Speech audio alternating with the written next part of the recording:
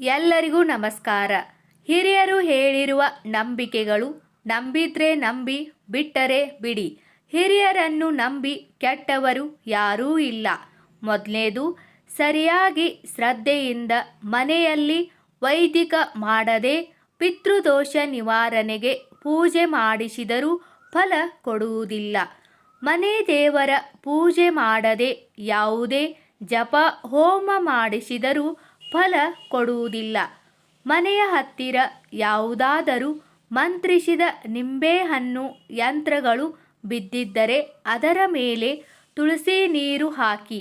ಯಾವುದೇ ತರಹದ ಮಾಟ ಮಂತ್ರಗಳು ಕೆಲಸ ಮಾಡುವುದಿಲ್ಲ. ಆಂಜನೇಯ ದೇವರ ಪೂಜೆ ಮಾಡುವ ಮುನ್ನ ರಾಮದೇವರ ಪೂಜೆ ಅಥವಾ ಪ್ರಾರ್ಥನೆ ಮಾಡಿ ನಂತರ ಆಂಜನೇಯ ದೇವರ ಪೂಜೆಯನ್ನು ಮಾಡಬೇಕು.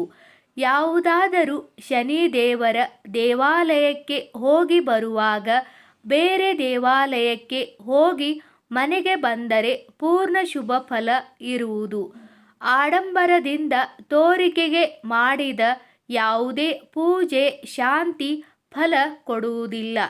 ತಂದೆ ತಾಯಿಯನ್ನು ಸರಿಯಾಗಿ ನೋಡಿಕೊಳ್ಳದೆ ಪಿತೃಶಾಪ ನಿವಾರಣೆ ಶಾಂತಿ ಮಾಡಿಸಿದರೂ ಪ್ರಯೋಜನವಿಲ್ಲ.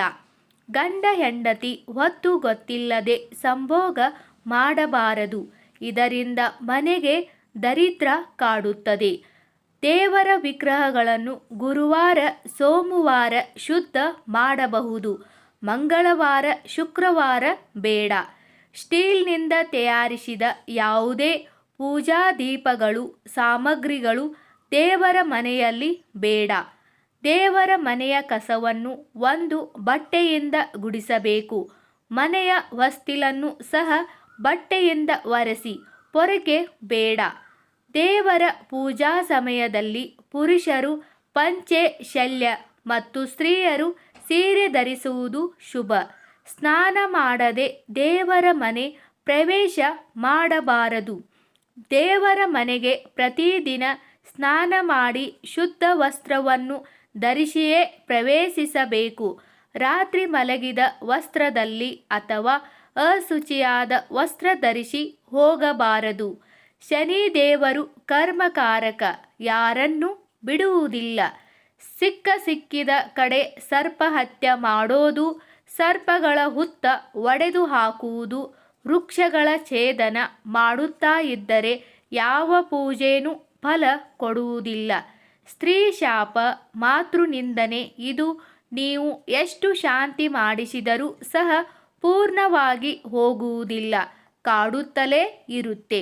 ದಾನ ಧರ್ಮಗಳನ್ನು ಮಾಡದೇ ಇದ್ದರೆ ದೇವರು ನಮ್ಮ ಕೋರಿಕೆಗಳನ್ನು ಈಡೇರಿಸುವುದಿಲ್ಲ. ವಯಸ್ಸಾದವರನ್ನು ಚೆನ್ನಾಗಿ ನೋಡಿಕೊಳ್ಳದೇ ಇದ್ದರೆ ಅವರ ಶಾಪ ನಾವು ಸಾಯುವವರೆಗೂ ನಮ್ಮನ್ನು ಅದು ಕಾಡುತ್ತದೆ.